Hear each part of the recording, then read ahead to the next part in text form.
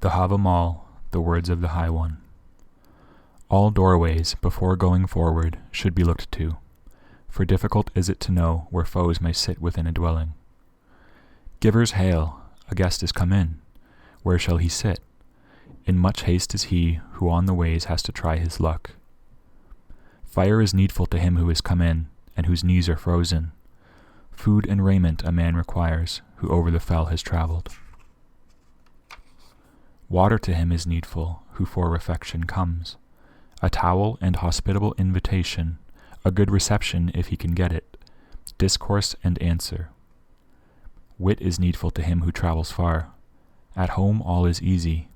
A laughing-stock is he who nothing knows, and with the instructed sits. Of his understanding no one should be proud, but rather in conduct cautious. When the prudent and taciturn come to a dwelling, harm seldom befalls the cautious, for a firmer friend no man ever gets than great discernment. A wary guest who to refection comes keeps a cautious silence. With his ears listens, and with his eyes observes. So explores every prudent man. He is happy who for himself obtains fame and kind words. Less sure is that which a man must have in another's breast. He is happy who in himself possesses fame and wit well living, for bad counsels have often been received from another's heart. A better burden no man bears on the road than much good sense. That is thought better than riches in a strange place. Such is the recourse of the indigent. A worse provision on the way he can not carry than too much beer-bibbing. So good is not, as it is said, beer for the sons of men. A worse provision no man can take from the table than too much beer-bibbing, for the more he drinks, the less control he has of his own mind. Oblivion's Huron it is called, that over the drink hovers. He steals the minds of men. With his bird's pinions I was fettered in Gunnlaud's dwelling. Drunk I was over-drunk at that cunning Fjallar's. It's the best drunkenness when everyone after it regains his reason. Taciturn and prudent and in war daring should a king's children be. Joyous and generous everyone should be until his hour of death. A cowardly man thinks he will ever live if warfare he avoids, but old age will give him no peace, though spears may spare him. A fool gapes when to a house he comes, to himself mutters or is silent, but all at once if he gets drunk, then is the man's mind displayed. He alone knows who wanders wide and has much experienced, by what disposition each man is ruled, who common sense possesses. Let a man hold the cup, yet of the mead drink moderately, speak sensibly or be silent. As of a fault no man will admonish thee, if thou goest to bed early. A greedy man, if he be not moderate, eats to his mortal sorrow.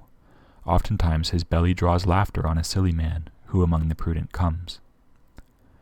Cattle know when to go home, and then from grazing cease, but a foolish man never knows the measure of his own stomach. A miserable man, and ill-conditioned, sneers at everything. One thing he knows not, which he ought to know, that he is not free from faults. A foolish man is all night awake, pondering over everything. He then grows tired, and when morning comes, all is lament as before. A foolish man thinks all who on him smile to be his friends. He feels it not, although they speak ill of him, when he sits among the clever.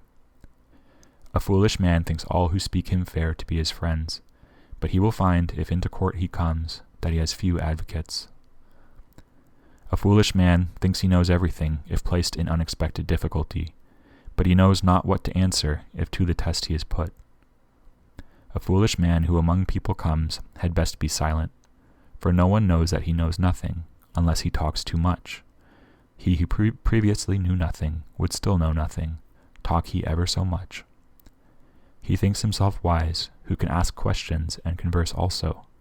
Conceal his ignorance no one can, because it circulates among men. He utters too many futile words, who is never silent.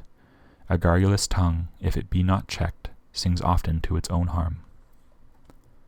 For a gazing stock no man shall have another, although he come a stranger to his house. Many a one thinks himself wise, if he is not questioned, and can sit in a dry habit.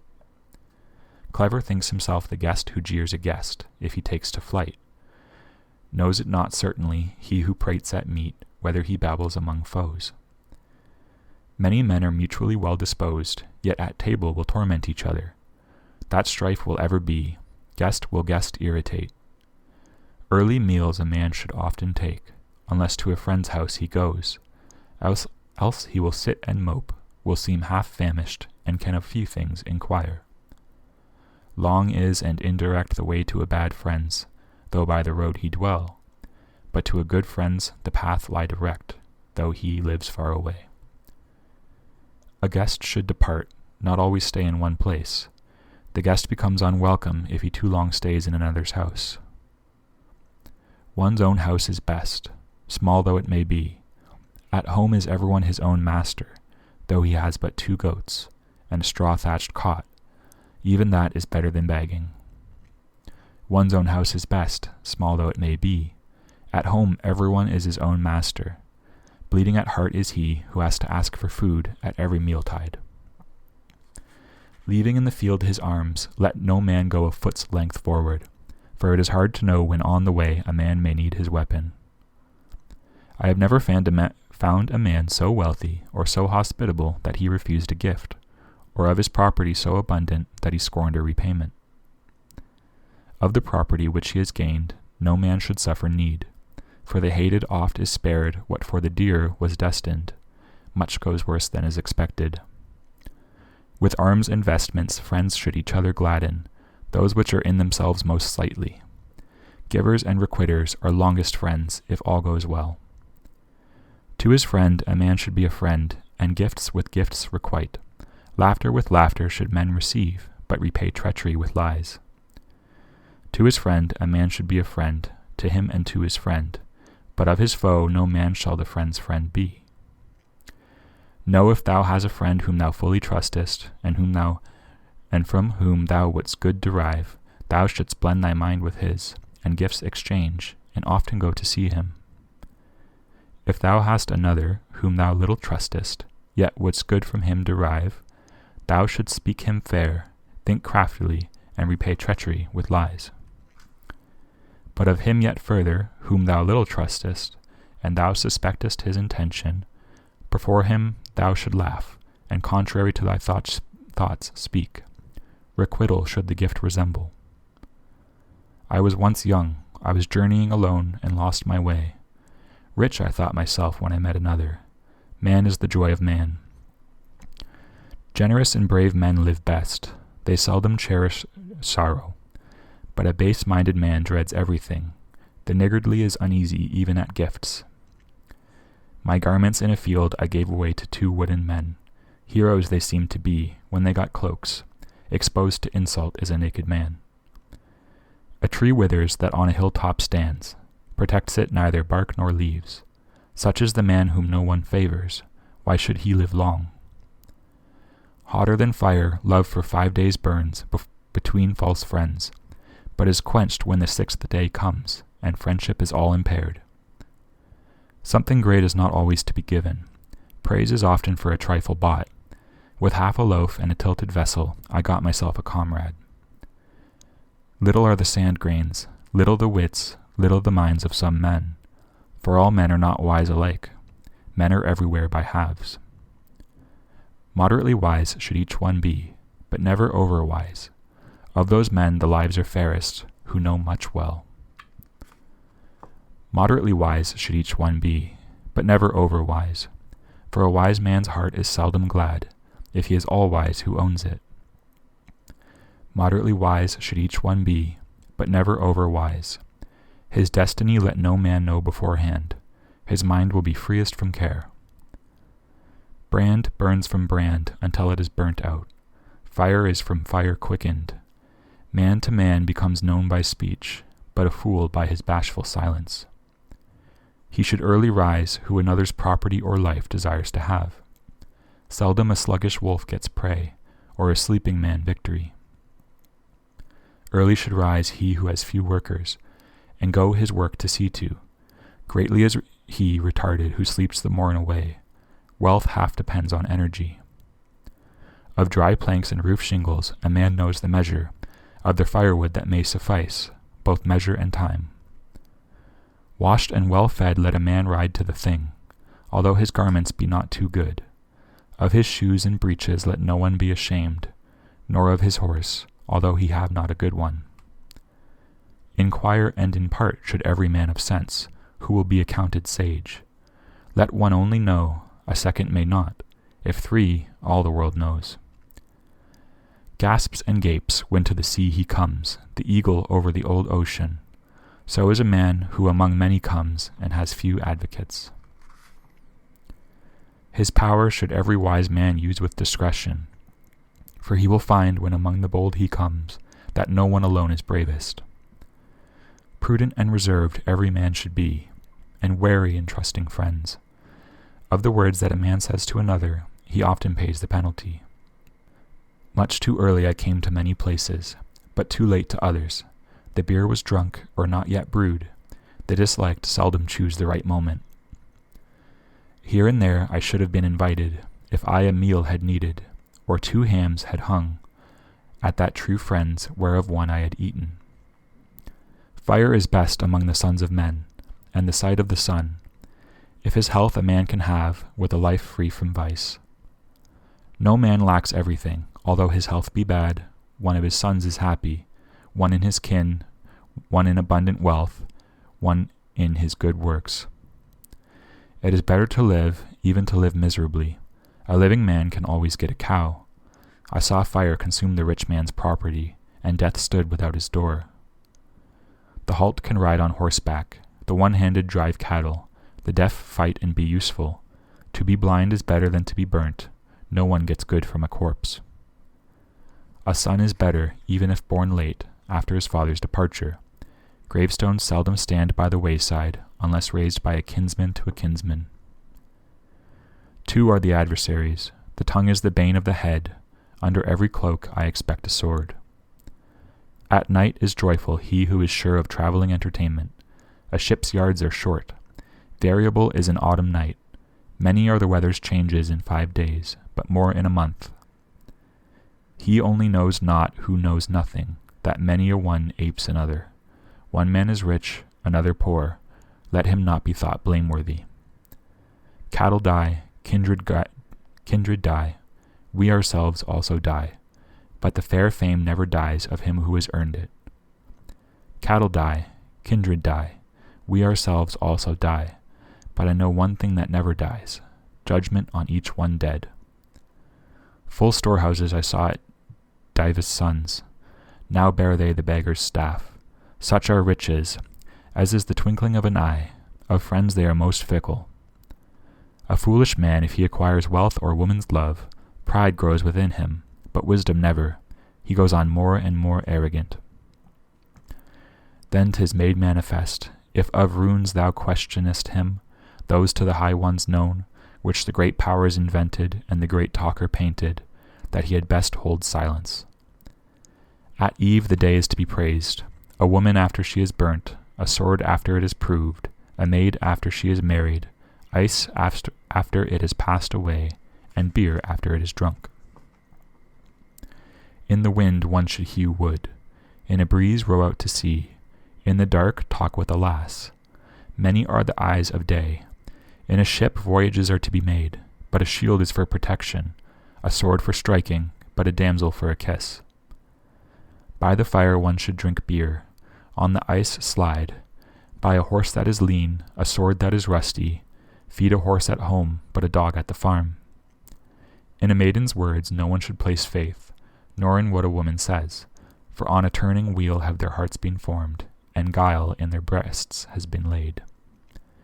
In a creaking bow, a burning flame, a yawning wolf, a chattering crow, a grunting swine, a rootless tree, a waxing wave, a boiling kettle, a flying dart, a falling billow, a one night's ice, a coiled serpent, a woman's bed talk, or a broken sword, a bear's play, or a royal child, a sick calf, a self-willed thrall, a flattering prophetess, a corpse newly slain, a serene sky, a laughing lord, a barking dog, and a harlot's grief. An early sown field let no one trust, nor prematurely in a son. Weather rules the field and wit the sun, each of which is doubtful. A brother's murderer, though on the high road met, a half-burnt house, an over-swift horse. No man is so confiding as to trust in any of these. Such is the love of women who falsehood meditate, as if one drove not roughshod on slippery ice, a spirited 2 years old and unbroken horse, or as in a raging storm a helmless ship is beaten, or as if the halt were set to catch a reindeer in the thawing fell. Openly I now speak, because I both sexes know. Unstable are men's minds toward women. 'Tis when we speak most fair, when we most falsely think, that deceives even the cautious. Fair shall speak and money offer who would obtain a woman's love. Praise the form of a fair damsel, he gets who courts her. At love should no one ever wonder in another. A beauteous countenance oft captivates the wise, which captivates not the foolish. Let no one wonder at another's folly. It is the lot of many. All-powerful desire makes of the sons of men fools even of the wise. The mind only knows what lies near the heart. That alone is conscious of our affections. No disease is worse to a sensible man than to be content with himself. Than not to be content with himself. That I experienced when in the reeds I sat, awaiting my delight. Body and soul to me was that discreet maiden, nevertheless I possess her not. Billing's lass on her couch I found, sunbright, sleeping. A prince's joy to me seemed not, if not with that form to live. Yet nearer eve must thou, Odin, come, if thou wilt talk the maiden over. All will be disastrous unless we alone are privy to such misdeed. I returned, thinking to love at her wise desire. I thought I should obtain her whole heart in love. When next I came, the bold warriors were all awake, with lights burning and bearing torches. Thus was the way to pleasure closed. But at the approach of morn, when again I came, the household all was sleeping. The good damsel's dog alone I found tied to the bed. Many a fair maiden, when rightly known, towards men is fickle.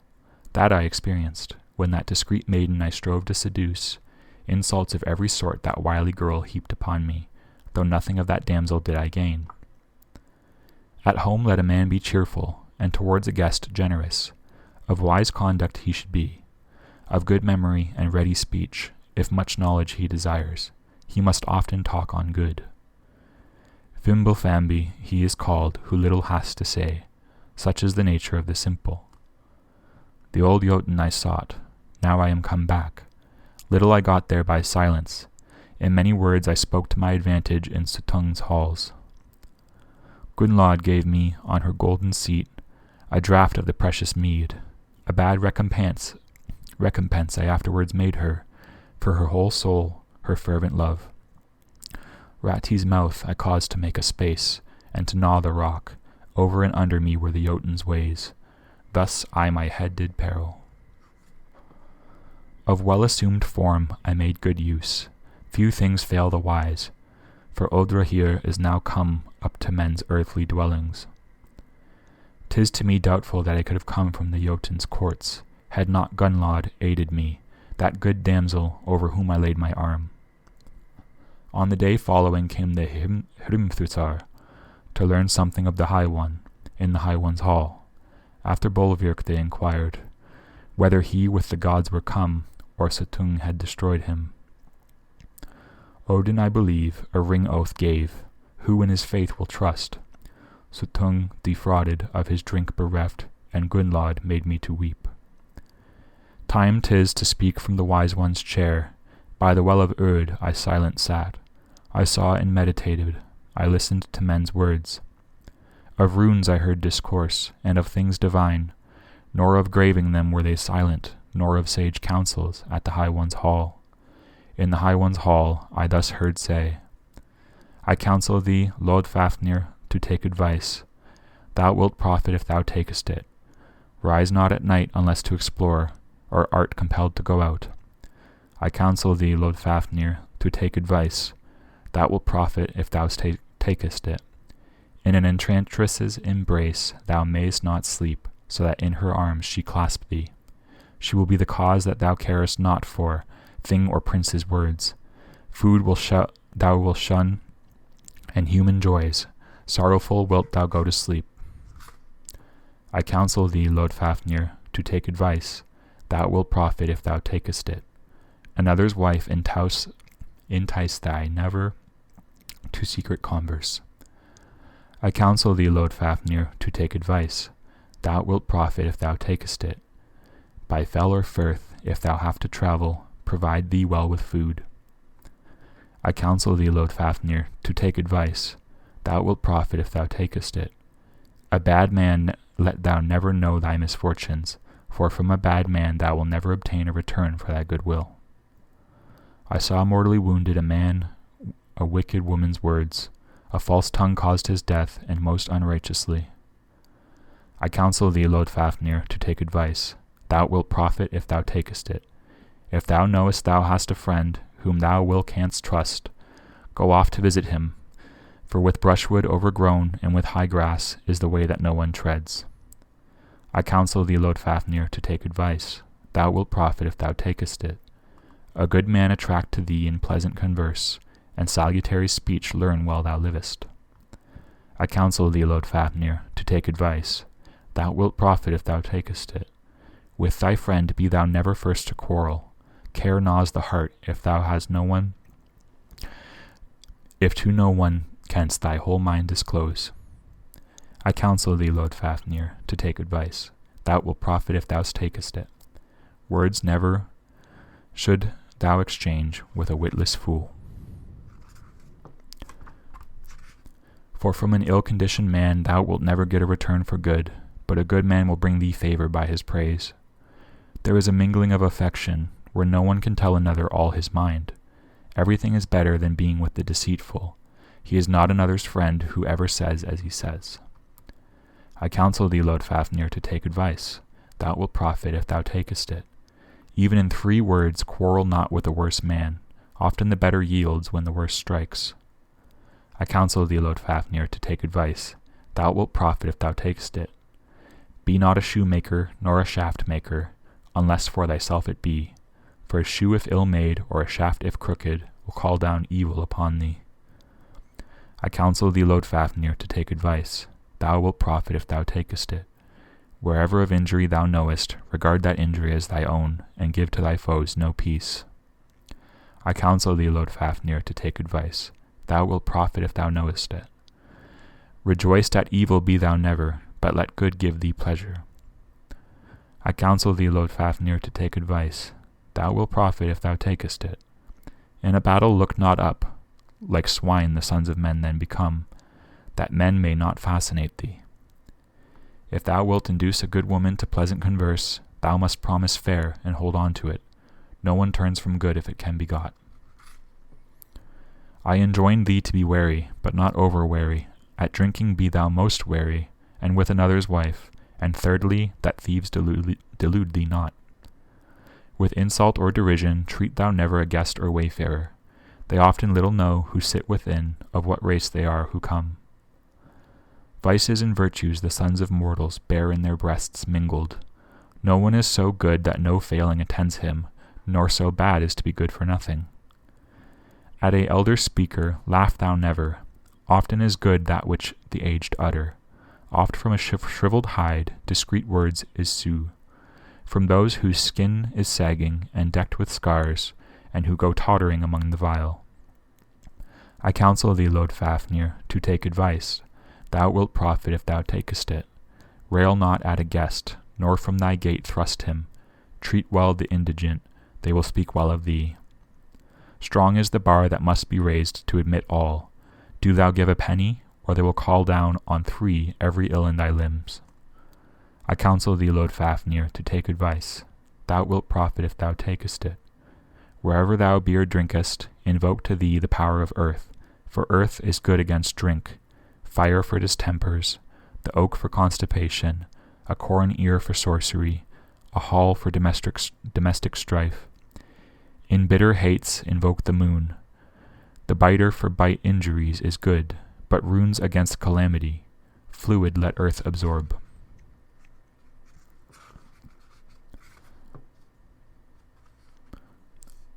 Odin's Rune Poem. I know that I hung on a windswept tree 9 whole nights with a spear wounded, and to Odin offered myself to myself on that tree, of which no one knows from what root it springs. Bread no one gave me, nor a horn of drink.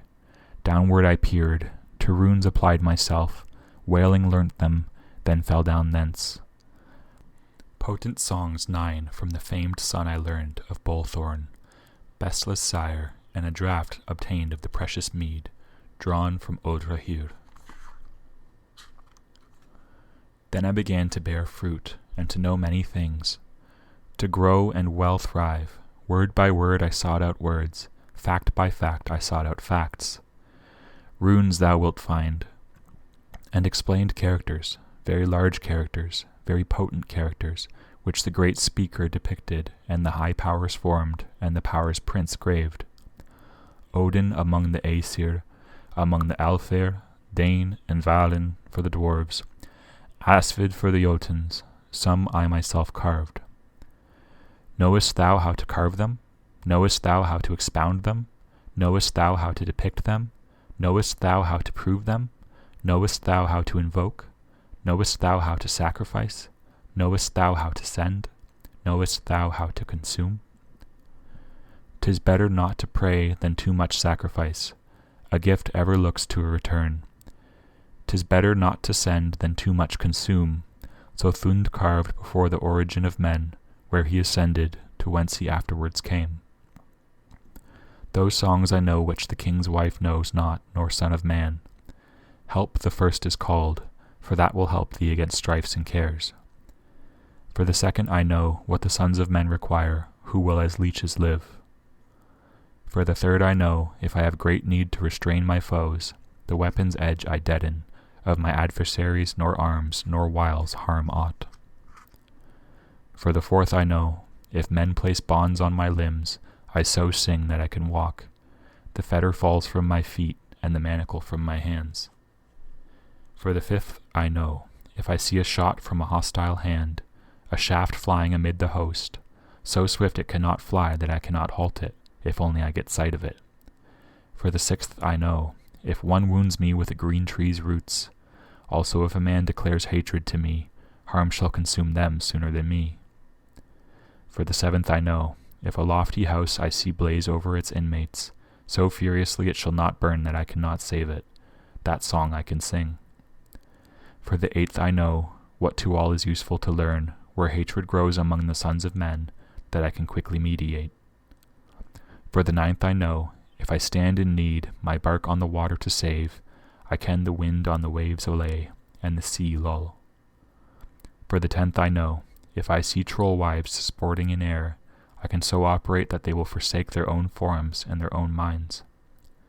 For the 11th I know, if I have to lead my ancient friends to battle, under their shields I sing, and with power they go safe to the fight, safe from the fight, safe on every side they go. For the 12th I know, if on a tree I see a corpse swinging from a halter, I can so carve runes and depict that the man shall walk and with me converse. For the 13th I know, if on a young man I sprinkle water, he shall not fall, though he into battle come, that man shall not sink before swords. For the 14th I know, if in the society of men I have to name the gods, Aesir and Allfather, I know the distinctions of all. This few unskilled can do. For the 15th I know that the dwarf Theodrir sang before Delling's doors. Strength he sang to the Aesir, and to the Allfather prosperity. Wisdom to the Hroptatyr. For the 16th I know, if a modest maiden's favour and affection I desire to possess, the soul I change of the white-armed damsel, and wholly turn her mind. For the 17th I know, that young maiden will reluctantly avoid me. These songs, Lord Fafnir, thou wilt long have lacked, yet it may be good if thou understandest them, profitable if thou learnest them. For the 18th I know, that which I never teach to maid or wife of man. All is better what one only knows. This is the closing of the songs. Save her alone who clasps me in her arms, or is my sister.